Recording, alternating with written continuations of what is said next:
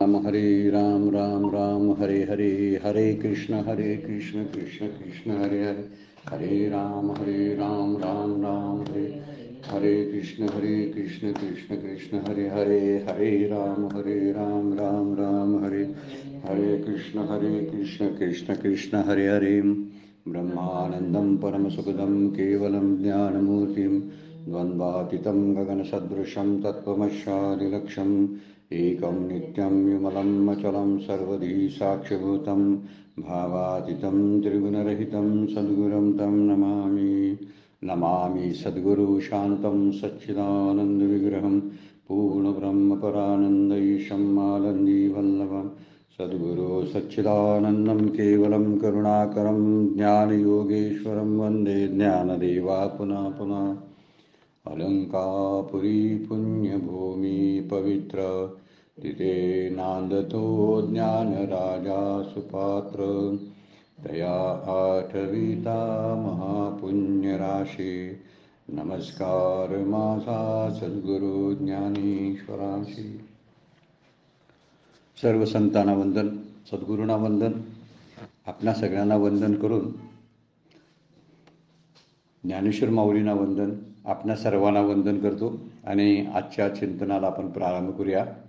काल आपण 6व्या अध्यायातील 138 नंबरच्या ओवीचा विचार केलेला होता आणि अर्जुनाचं भाग्य किती थोर आहे, अर्जुन किती पुण्यवान आणि पवित्र आहे याचा विचार मागच्या काही ओव्यामधून आपण केलेला आहे।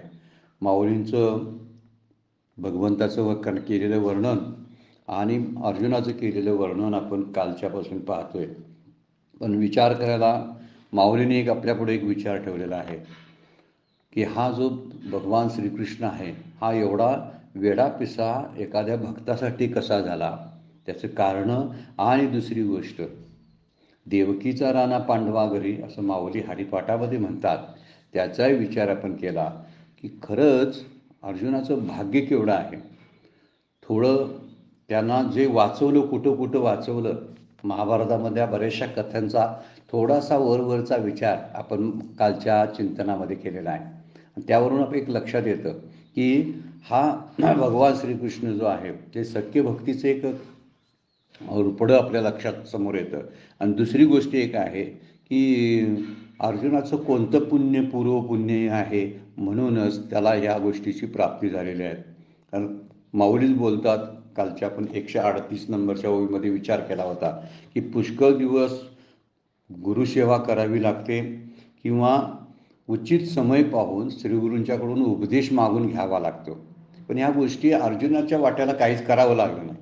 याचा अर्थ पूर्वपुण्याही त्याची जी सुकृत होतं ते सुकृत जास्त होतं, पुण्याही जास्त होते, त्यामुळं त्याला कुठल्याही प्रकारचं श्रम पडलं नाही। म्हणूनही बहुदिवस ओळगावा का अवसरू पाहुनी विनवावा, हाही सोस तया सदैवा पडेची ना, असं माऊली 138 नंबरच्या ओळीमध्ये बोलतात। बहुत दिवस ओळगावा म्हणजे खूप दिवस गुरुसेवा करावी लागते। गुरुसेवेचं फळ मिळण्यासाठी एक सतत आणि निष्काम ती गुरुसेवा असावी लागते। अशी निष्काम गुरुसेवा जर आपल्याकडून घडायला लागली तर त्या गुरुसेवेचं फळ म्हणून आपल्याला उपदेश प्राप्त होतो।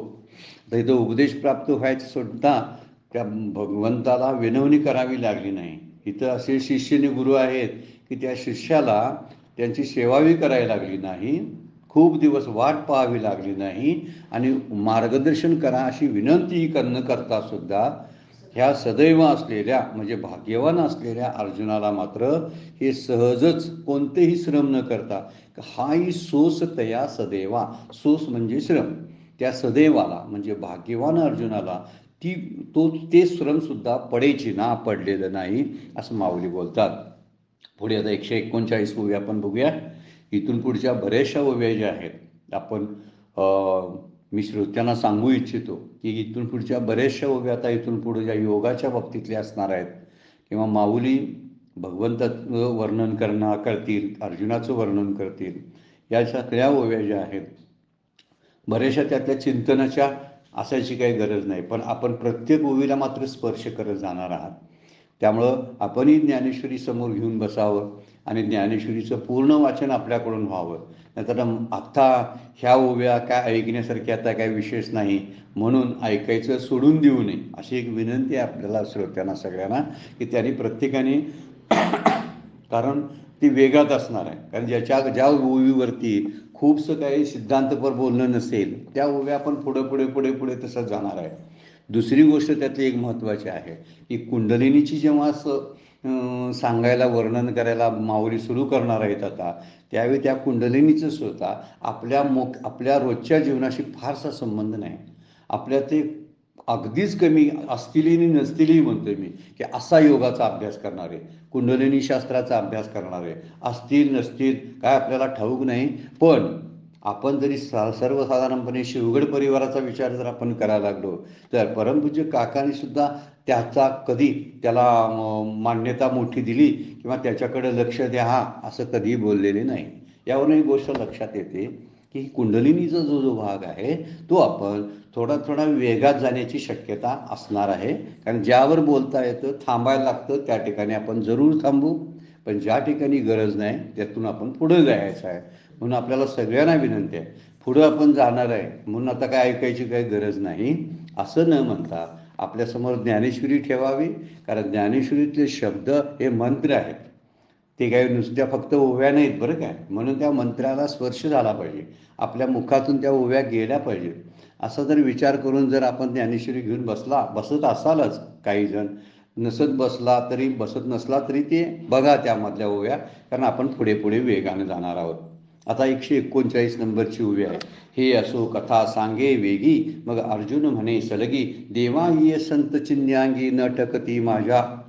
आता काय म्हणले श्रोते काय म्हणाले आता बघा आता तुमची कथा पुरे झाली आणि काय करा आता सांगे वेगी काय तर श्रीकृष्ण अर्जुन संवादाची कथा लवकर सांगा. हे तुमचं आता सांगितलेलं व्याख्यान भगवंताचं मोठेपण अर्जुनाचं भाग्यवान अर्जुन किती होता हे सांगून झालं आम्ही ऐकलं. आता श्रीकृष्णाने अर्जुन यांच्यामधला झालेला गीतेचा संवाद जो आहे तो आम्हाला लवकर कथा सांगे वेगी मग अर्जुन म्हणे सलगी की ज्ञानेश्वर महाराज म्हणाले ठीक आहे. योगारूढाची लक्षणे ऐकल्यानंतर ये संत चिन्यांगी न ठकती माझ्या. अर्जुन काय म्हणला बघा अर्जुन मोठ्या सलगीने काय म्हणाला देवा तुम्ही सांगितलेली ही संतांची लक्षणे जी आहेत ते माझ्या अंगी प्राप्त होतच नाहीत. किती मोकळेपणानं शिष्य कबूल करतोय बघा की माझ्याकडे ही लक्षणं नाही आहेत. आणि बरोबरच आहे. त्याचा एकूण जर मोह पाहिला पहिल्या अध्यायापासून आपण बघित आलोय तर हा मोहावरून अज्ञानामध्ये आहे तो भ्रम आहे त्याच्याकडे आणि हे मान्य केलेलं आहे. शिष्यानं पहिल्यांदा ह्या गोष्टी मान्य कराव्या लागतात आणि मग सद्गुरूंच्याकडे जायला लागतं. जर आपण मला काहीतरी माहिती आहे मला काय अज्ञानी मी एवढा नाही मी बऱ्यापैकी काही ग्रंथ अभ्यासलेले आहेत अशा आविर्भावात जर आपण सद्गुरूंच्याकडे मार्गदर्शनासाठी गेलो तर ते मार्गदर्शन प्राप्त होणार नाही. त्यामुळे गीतं म्हणतात श्रोते आता कथा सांगा म्हणतात आणि अर्जुन म्हणतोय माझ्याकडे ती लक्षणं जी संतांची सांगितली म्हणजे आपण 7, 8, 9, 10 या 4 श्लोकामध्ये बघितली जितात्मना प्रशांतशे किंवा विजेतेंद्रिया ज्ञान विज्ञान तृप्तात्मा निराशी अपरिग्रही ही सगळी जी लक्षणं आहेत यतचित्तात्मा ज्याने इंद्रियांचा निग्रह केलेला आहे ज्याने इंद्रिय जिंकलेली आहेत असा शांत झालेला ज्ञान विज्ञानानं तृप्त झालेला निराशी म्हणजे ज्याची निरच्छ झालेला आहे ज्याची आशा संपलेली आहे आणि अपरिग्रह ज्याच्याकडे आलेला आहे ही सगळी संतांची लक्षणं माझ्याकडे नाहीत. मग आता मी काय करू तुम्ही तरी सांगायला लागलाय की ही संतांची लक्षणं आहेत असं आता अर्जुन बोलायला लागलेला आहे. आता तो काय 141 नंबरची ओवी एरवी या लक्षणाची या निजसार म्हणजे थोडक्यात गोषवारा त्याचा निजसारा मी आपुडे कीर आपुरा परी तुमची नि बोले अवधारा थोरावी जरी. पण कसा श्रद्धा केवढी अट्टळ आहे बघा.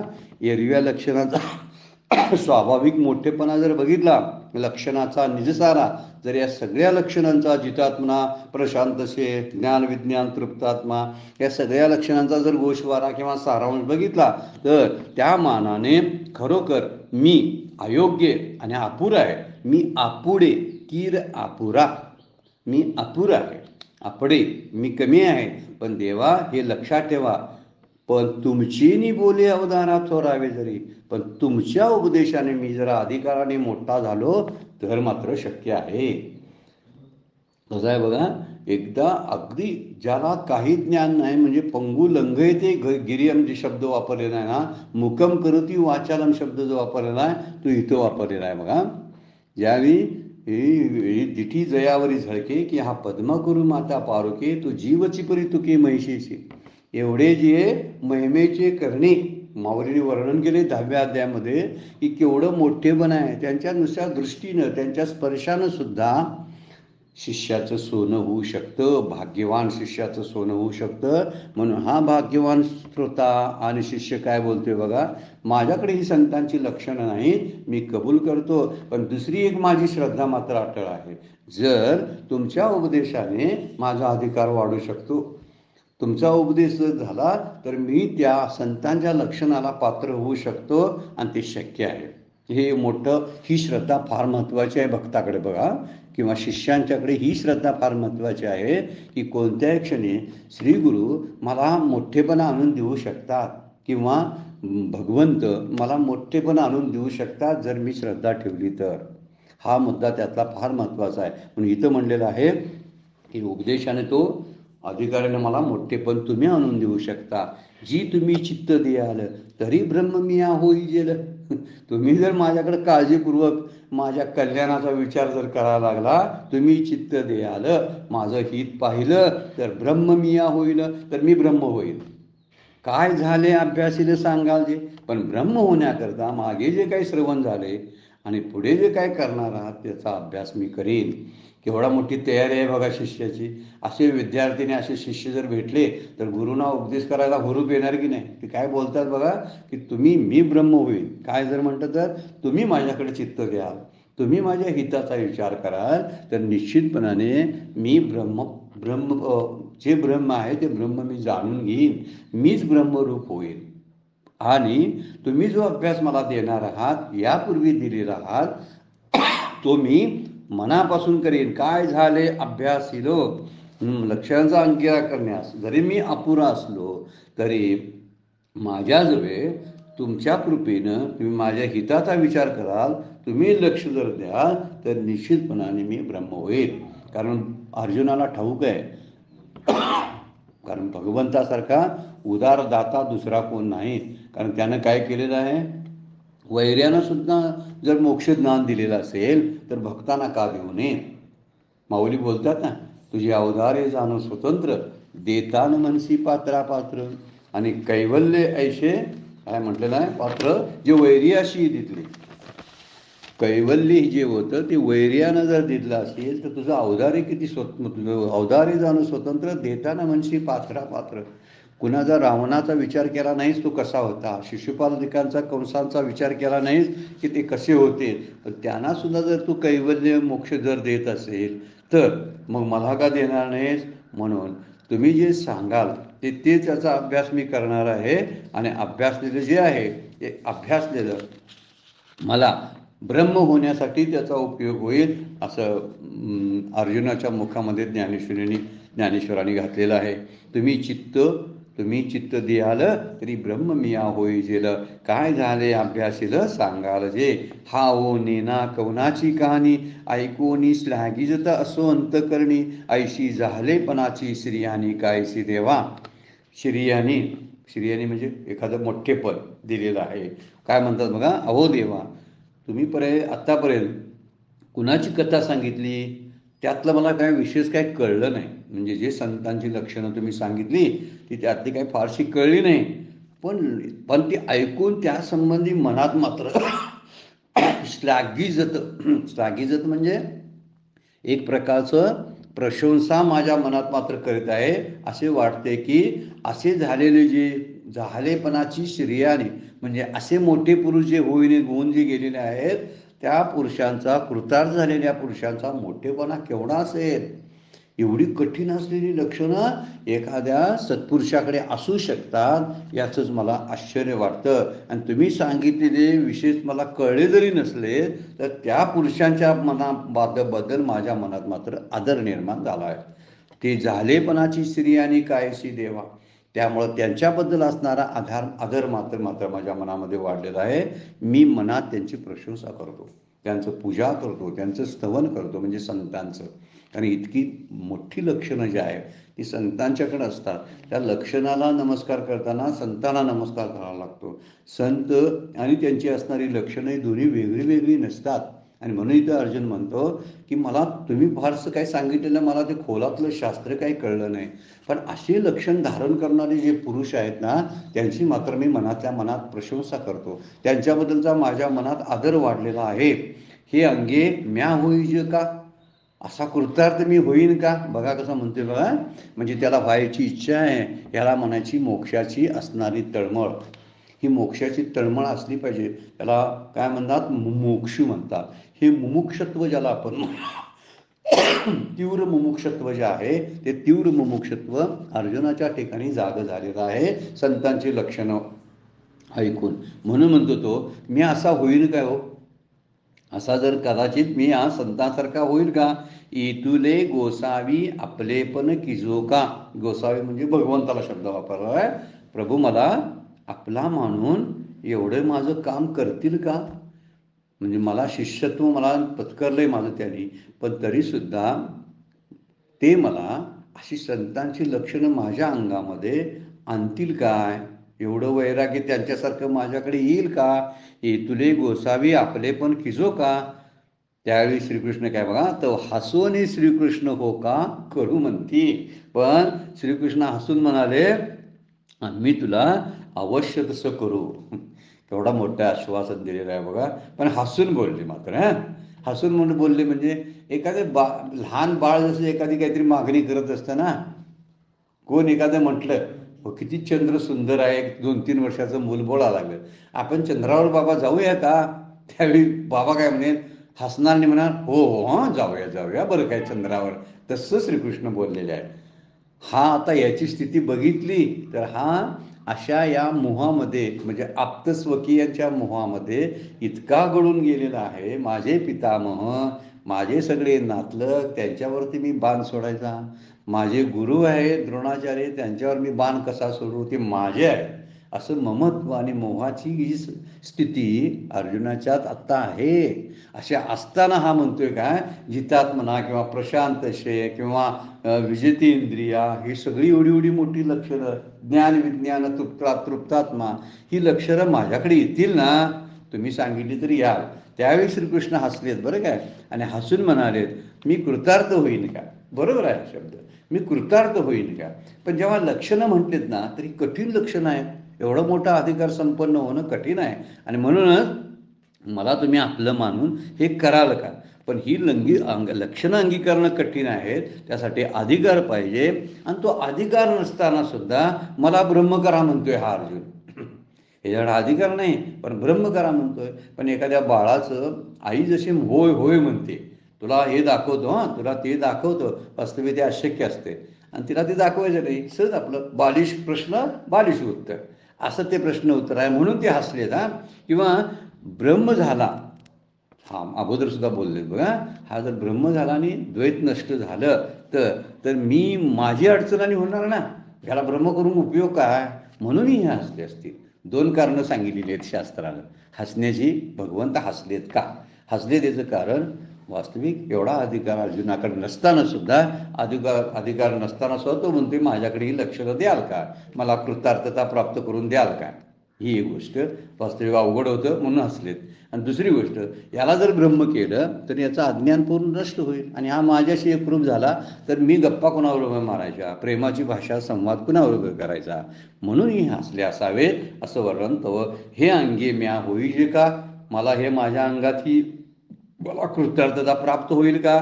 तुले गोसावे आपले पण किजो का, एवढे माझं भगवंत काम करतील का. तर हसोनी श्रीकृष्ण हो का करू म्हणते. हो का, बरोबर करूया. देखा संतोष एक न जोडे, तवची सुखाचे सैंग साखडे. मग जोडली या कोणीकडे अपुरे असे. फार सुंदर आता एक दृष्टांताची आणि सिद्धांतपर उभी पण सांगितलेली आहे बघा, 144 नंबरची. जोपर्यंत संतोष नसतो, देखा पहा, जोपर्यंत श्रीगुरूला एक संतोष प्राप्त होणार नाही, संतोष एक न जोडे तवची सुखाचे सैंग साकडे. संतोष प्राप्त झाला नाही तोपर्यंत शिष्याला सुखाचा सर्वत्र दुष्काळ असतो. सैंग साकडे, सैंग साकडे म्हणजे सर्वत्र दुष्काळ असतो, मग जोडली या कवनीकडे अपुरे असे. मग तो संतोष प्राप्त झाला तर त्याला सुखाची काय कमतरता कमी पडणार आहे, काय कमी पडणार आहे? केव्हा? सुखाची कमतरता कधी कमी पडत नाही बघा, जेव्हा संतुष्टता प्राप्त होते तेव्हा. जोपर्यंत समाधान नसतं तोपर्यंत सुखाला अपुरेपणाच वाटतो. आणि खरं समाधान मिळाल्याशिवाय सुखाची उणीव संपत नाही. आपल्या आयुष्याची ओवी लावून घेण्यासारखी आहे बरं काय. आपण कितीही गोष्टी प्राप्त केल्या तरी संतुष्टता प्राप्त केल्याखेरीज म्हणजे समाधान असल्याखेरीज सुखाला पूर्णत्व नाही. आपण दोन वेगवेगळ्या गोष्टी करायला लागलोय बरं काय. सुख आणि समाधान या दोन गोष्टी वेगवेगळ्या आहेत. सुख हे वैषयिक सुख असतं, विषयापासून प्राप्त झालेलं, इंद्रियाकरवी आलेलं. त्या सुखाचा विचार आपण जर करायला लागलो तर हे सुख कोणावर तरी अवलंबून असतं. पण जेव्हा सुख ते येतं त्यावेळी त्या सुखाला पूर्णत्व नसतं. केव्हा पूर्णत्व येतं? जेव्हा त्या सुखानं तो समाधानी झाला तर. तो व्यक्ती कोण असेल ना, तो संतुष्ट असेल तर. म्हणजे समाधान हेच देवाचं दर्शन तुकाराम महाराजांचा अभंग आहे. त्याने पद्मनाभ जोडीला असं वर्णन केलेलं आहे की ते म्हणतात, समाधानामुळंच भगवंताची प्राप्ती होते. नियम त्यापेक्षा म्हटलेलं आहे, समाधान हेच देवाचं दर्शन आहे. यालाच ब्रह्मप्राप्ती म्हणायची. आपण समाधानाने संतुष्ट असतो ना, त्याच वेळी खऱ्या अर्थानं आपल्या जीवनाला कृतार्थता प्राप्त होते, अन्यथा नाही. कारण प्रापंचिक सुख मला पूर्णत्व देत नाहीत. प्रपंचामध्येच अपुरेतपण आहे. प्रपंच दुःखरूप आहे आणि ते दुःखरूप असलेल्या प्रपंचाकडून पूर्ण सुखाची इच्छा करणं चुकीचे आहे. पण जे सुख मिळतं ते पूर्ण आहे असं समजून जगणं याला समाधान म्हणतात. मला जे प्राप्त झालं ते माझ्या प्रारब्धानं झालं, माझ्या कर्माचा परिपाक आहे असं समजून त्या आलेल्या सुखाचा जो आनंदानं स्वीकार करतो आणि त्या सुखामध्ये स्वतःचं समाधान शोधतो. मला पुरे आहे, आता खूप दिलेलं आहे, मला माझ्या लायकीपेक्षा मला खूप मिळालेलं आहे असं जेव्हा एखाद्या व्यक्तीला वाटायला लागेल त्यावेळी तो संतुष्ट होतो. आणि प्रसन्नता ही एक गोष्ट अशी आहे, भगवंताला प्रसन्न करण्याचा एक लक्षण कोणतं, गुण कोणतं असेल तर आपल्याकडली प्रसन्नता. जेव्हा जेव्हा एखादा साधक, एखादा भक्तच प्रसन्न असतो ना, तेव्हा भगवंतही प्रसन्न असतो. आपण दिवसभर बघा, आपल्या चेहऱ्यावर जर प्रसन्नता जर आपण ठेवली तर सगळीकडे आनंदी आनंद आहे असं आपल्याला वाटायला लागतं. त्याचं कारण आहे की आता मला कुणाकडून काही नको आहे.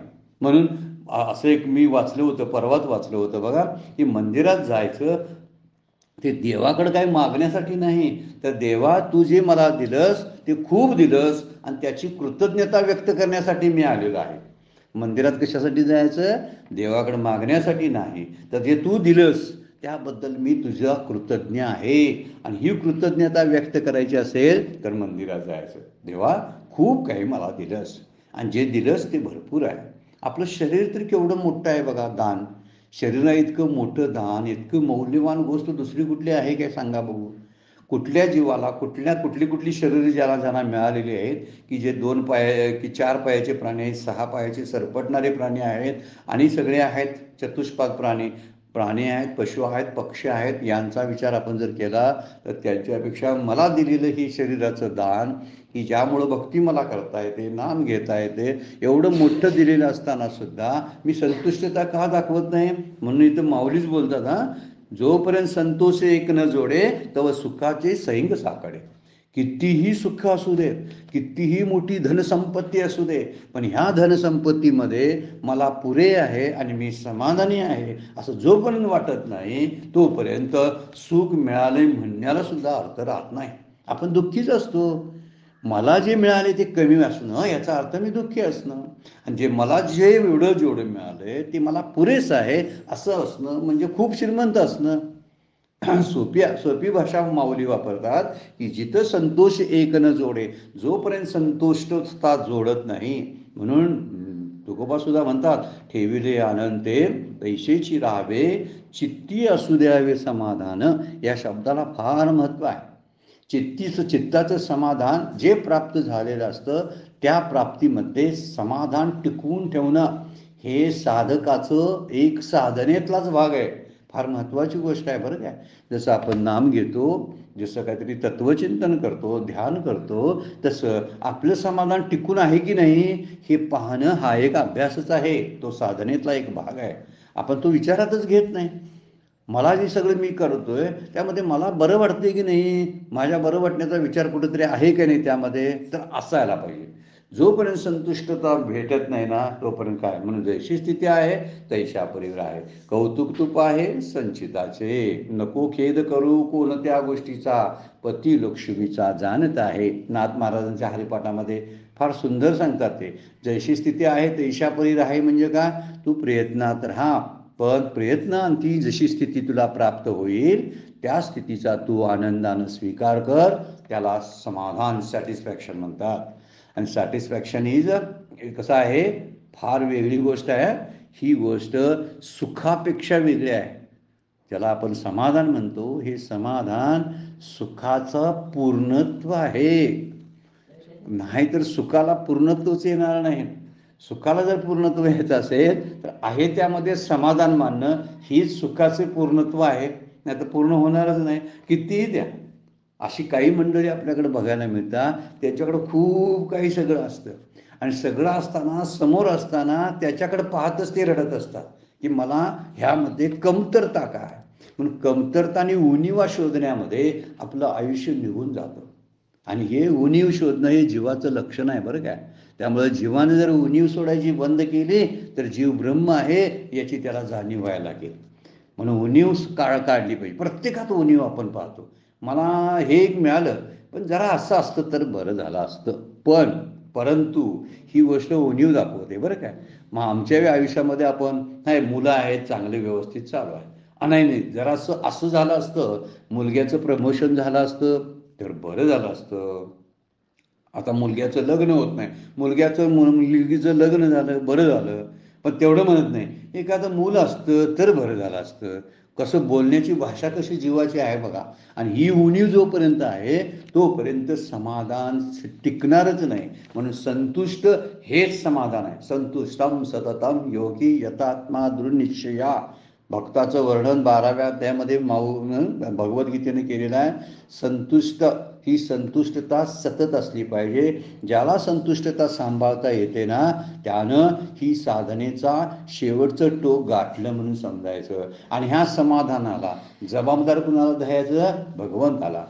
भगवंता तू तुझ्या कृपेनं मला हे समाधान प्राप्त झालेलं आहे आणि तुला मी काय त्याचं धन्यता देतो. म्हणून म्हटलेलं आहे काय, जोपर्यंत समाधान नसतं तोपर्यंत सुखाची कमतरता भासत असते. म्हणून खूप लोक सुखासाठी प्रयत्न करतात, विषयसुद्धा प्राप्त करतात, पण संतुष्टता नसेल तर त्यांचं आयुष्य व्यर्थ जातं. सगळ्या साधनांनी परिपूर्ण असतात माणसं, खूप असतं सगळं, घर भरलेलं असतं सगळ्या विविध प्रकारच्या उपकरणांनी साधनांनी, तरी पण रडणं चालू असतं. कशामुळं, जे नसतंय त्याच्याकडे बोट ठेवून. म्हणून असतंय त्याचा विचार करावा, नसते त्याचा विचार करू नये.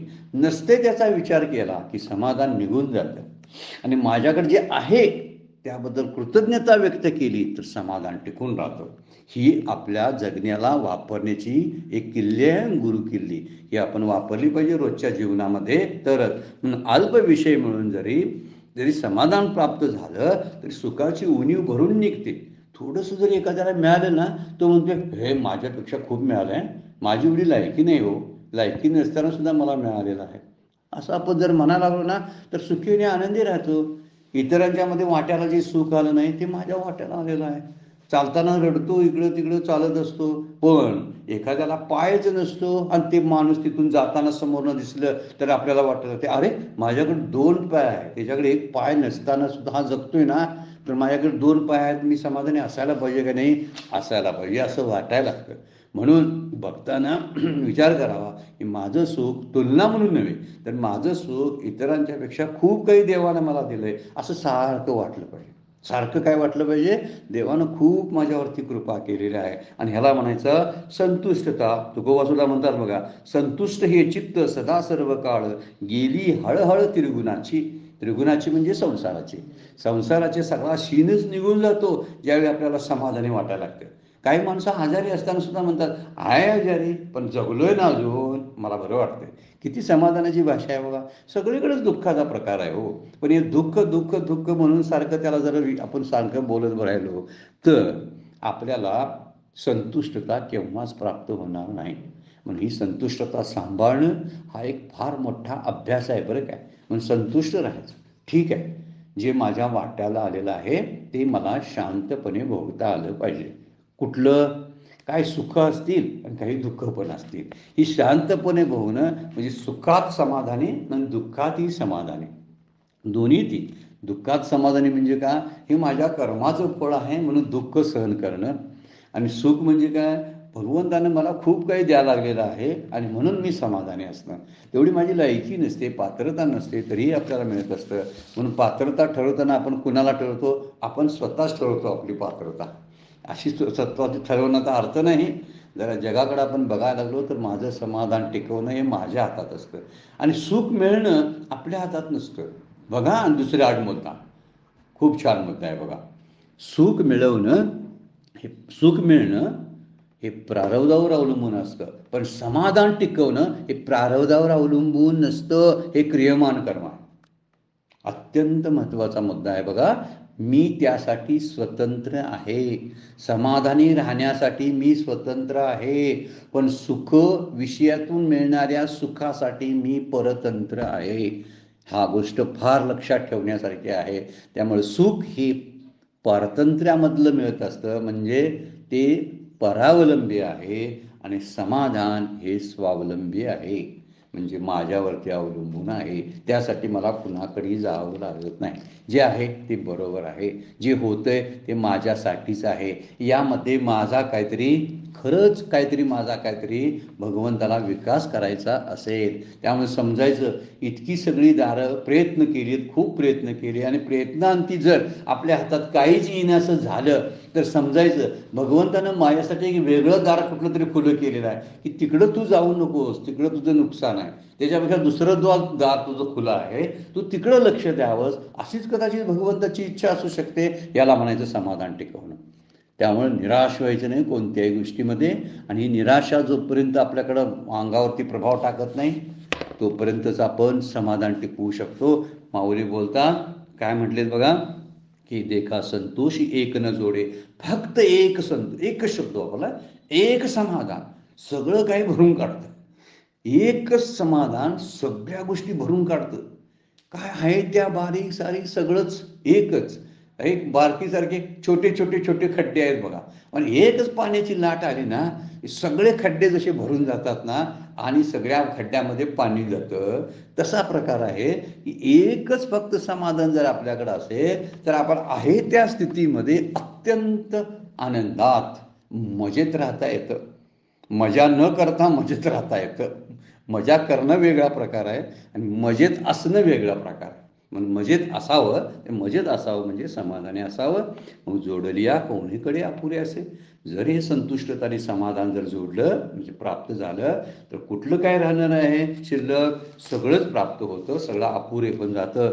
तैसा सर्वेश्वर बळिया सेवके, म्हणून ब्रह्म होय तो कौतुके. परी कैसा भारे आतला पिके दैवाचिनी.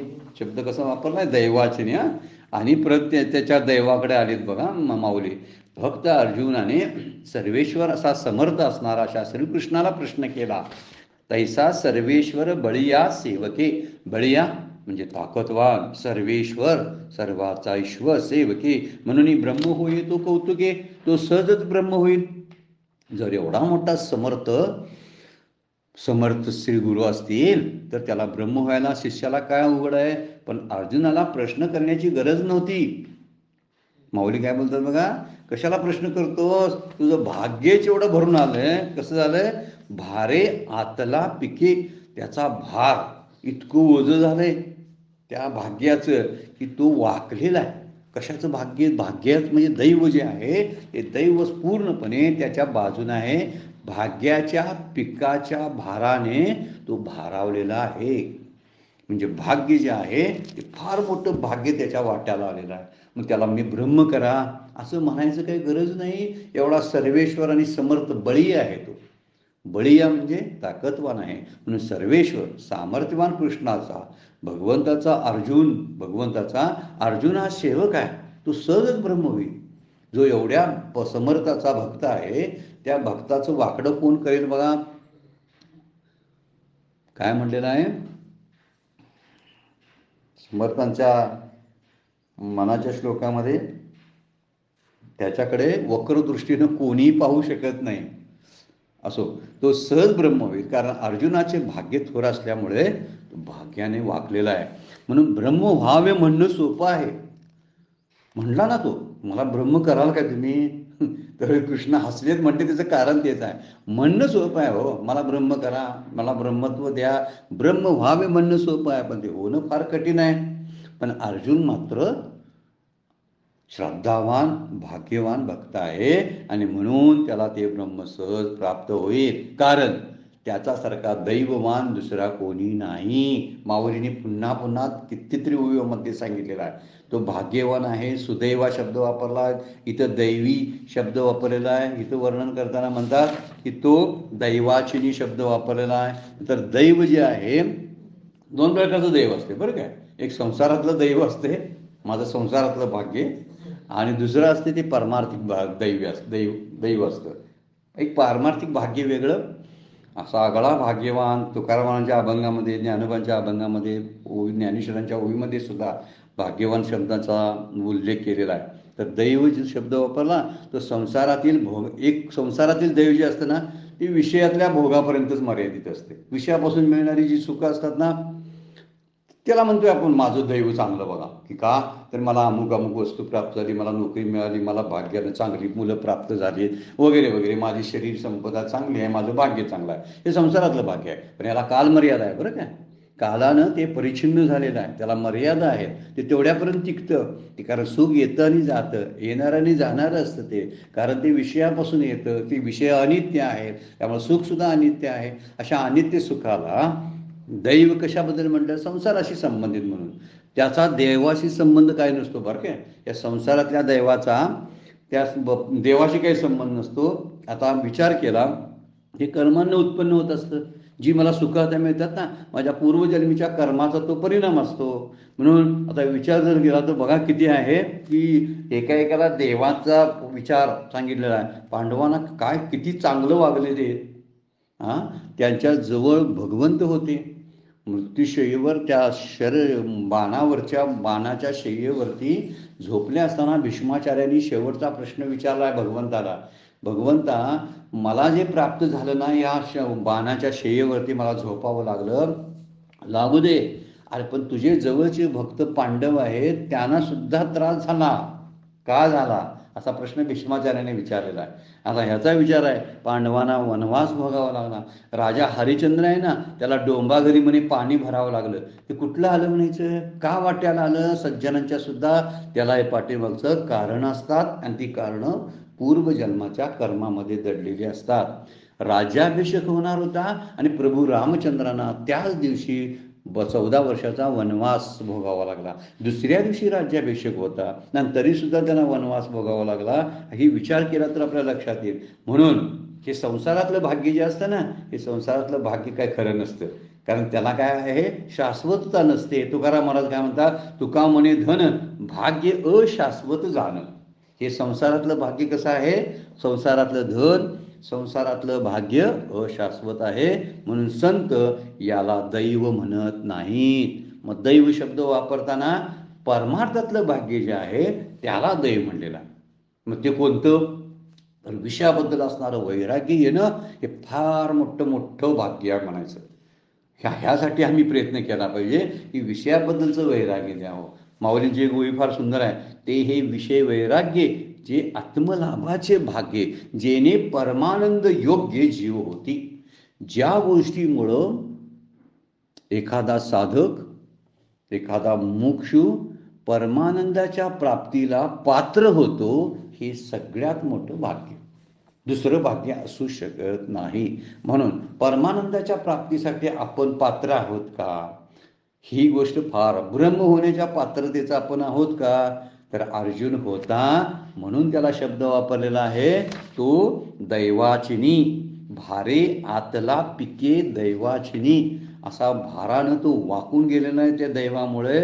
म्हणून ते हे विषय वैराग्य माऊली बोलतात जे आत्मलाभाचे भाग्य. भाग्य कोणतं? ज्यामुळं आत्मलाभ झाला तो भाग्यवान पुरुष. जेणे परमानंद योग्य जीव होती. एखादा जीव परमानंदाच्या पात्रतेला गेला त्याला भाग्यवान, परमार्थातलं भाग्य ज्याला म्हणतात. आणि माऊली सुद्धा म्हणतात, मोक्षरेखी आला भाग्य विनेतला, साधूचा अंकिला हरिभक्त. जो साधूच्या स्वाधीन झाला, ज्याच्यावरती संतांची कृपा झाली, तो मोक्षाच्या रेषेवर आलेला असा भाग्यवान विरळा आहे. भाग्ये विनटला. आणि ज्ञानेश्वर महाराज म्हणतात, नाही जशी भक्ती तो पतित, हरीशी न भजत दैवहत. हरिपाठामध्ये तुकडा आहे बघा, काय म्हणतात ते, नाही जशी भक्ती तो पतित अभक्त, हरीशी न भजत दैवहत. जो हरीचं भजन करत नाही ना तो म्हणायचा कमनशिबी. आणि भाग्यवान कोण? जो मुखानं हरी हरी म्हणतो तो भाग्यवान आहे. आपण परमार्थातलं भाग्य बघायला लागलोय. मगाशी संसारातलं भाग्य बघितलं. दोन प्रकारची भाग्य असतात. एक भाग्य न टिकणार आहे, पण परमार्थातलं भाग्य फार मोठं आहे. म्हणून ज्ञानेश्वर महाराजांनी म्हणलेलं आहे की हरीचं भजन न करणारा जो आहे तो कमनशिबी आहे.